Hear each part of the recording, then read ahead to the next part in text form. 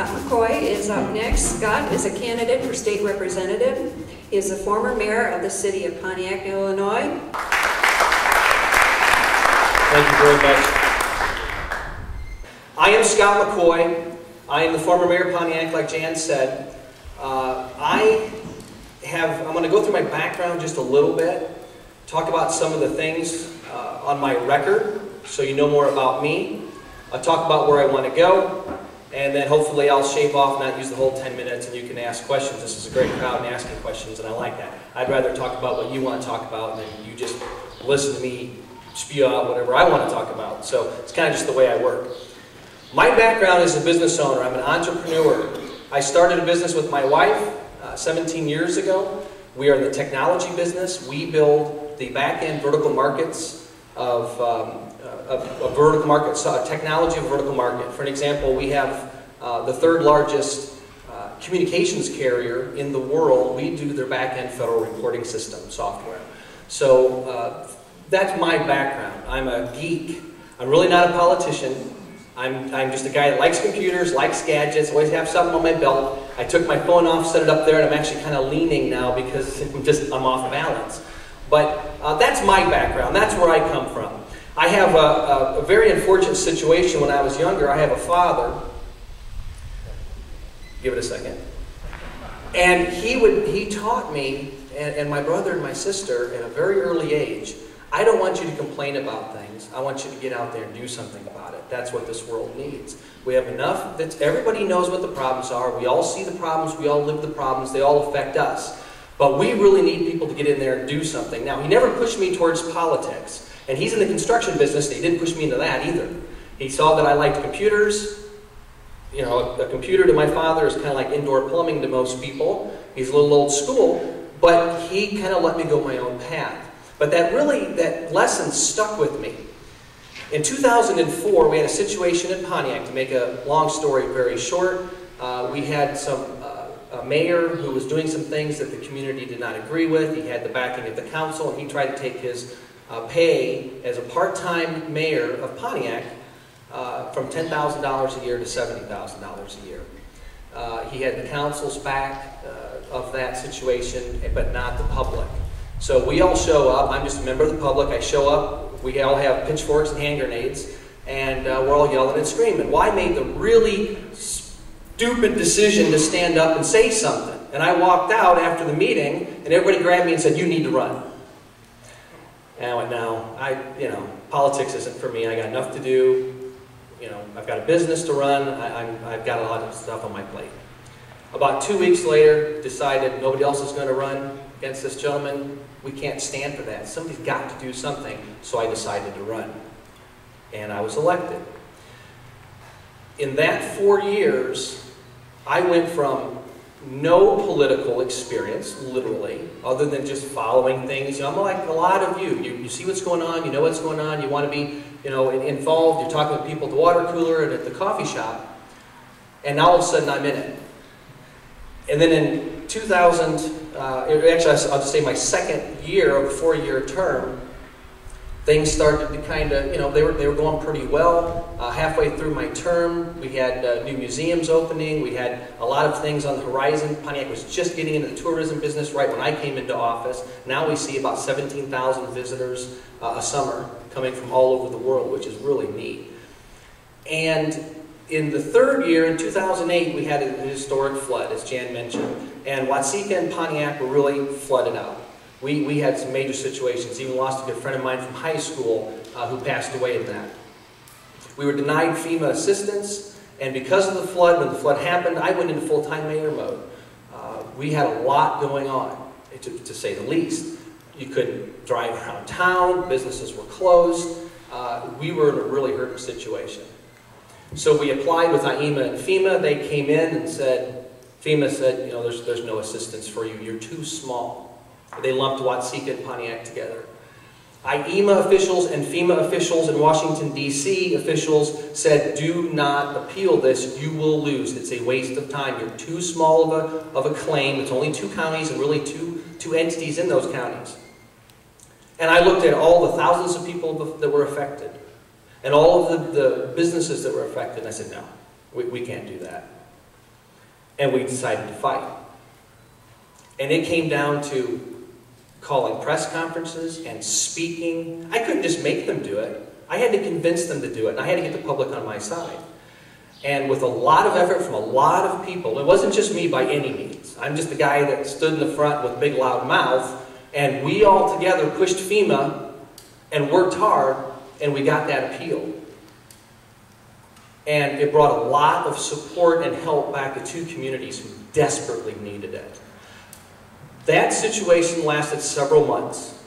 Right after that, Blagojevich, good old Blago, and his hair, decided, we're going to not close the Joliet prison that's literally falling down. We're going to close Pontiac because of something that a local senator decided to do that he didn't like, and he was going to make us pay. So after being back at my job for about 2 or 3 days, after the flood, I went back into full-time mayor mode, and we fought that. And you all probably followed that at least a little bit over here of what was going on. And there are people that work at our prison that are from this area, from this county. And that was a year-long fight. And with all of that, it literally killed my business. I went into full-time mayor mode during that entire time. We came out saving the prison, which was great, thankfully, because he was arrested. And if I ever see Patrick Fitzgerald, I'm going to give him a big kiss on the lips for arresting Blagojevich. But a lot of people worked really hard to save a lot of jobs, and that's our largest employer in the county. So all of us got together, we rallied, and we did what we needed to do to make things happen and to get things done. And I want to move into that with my background of what we need to now do in Springfield. I didn't do anything with the vote. Voting is one thing. It's easy. What's the Republican, conservative, libertarian view of whatever the issue is? Vote. Click. You push the button in Springfield and that's it. Anybody can do that. Anybody can vote the right way. We aren't that different up here when you look at a vote. Which way would you vote? And this is the way it's going to go. We'll probably push the button the same every time. Who knows? It's not what we need. I want to explain it this way. Illinois is a big boat. We're even kind of shaped like a boat. And on this boat, the Democrats are the captains. The Democrats are most of the crew. The Democrats are calling all the shots and making all the decisions. Conservatives, Republicans are here for the ride. We're just riding along. But the problem we have right now in Springfield is we're just sitting there looking out the side going, yeah, this is too bad. Look at the direction we're going. This is too bad. And we need to stand up, and we need to do something, and we need to rock the boat. We need somebody who's going to stand up, fight for what we need to fight for what we believe in, and do something about it. We won't have all the answers. There's a lot of difficult questions. There's a lot of difficult issues. And we work together to find the best possible solutions. But we have to put them together. And no disrespect to some of my colleague candidates up here, but there is no working with that side. I hate the word compromise. I'm going to tell you why. Because when you don't have anything on your side, you don't have the governor's office, you don't have the Senate, you don't have the House, you have no control, there is no compromise. What are you going to give up? Compromise is, well, I'll take and give a little, you take and give a little, and they're looking at us going, you know what? You just sit back and you go have some coffee and we'll call you when it's time to vote on something. And the Republicans are not doing anything about it. Where is this screaming? Where are the town halls? Where are the guys and the gals standing up at the media and going, this is not right and this is why? And that's what we need. When you compare all of us and look at all of us, we all have websites and information to take and all of that. Grab it all. Grab it, grab all of it. Read it. Give each one of us a call. And then all I ask you to do is when you put somebody in Springfield to represent you, I want you to look at the records. Because I can talk, I can tell you anything you want. But you have to look at what we've done, where we want to go, and what kind of a character that we have. What kind of a person are we? And that's the kind of leadership we need in Springfield. I'm an accidental politician. I got involved with this At the mayor level, because I didn't agree with something that was happening at the local municipal level of my town, and I decided, okay, we'll give it a shot. What do I have to lose? So I did.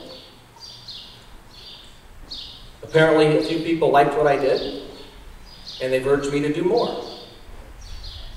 And I looked at it and I said, okay, we sure need something to change in this state. I sure can't do worse, I guess, right?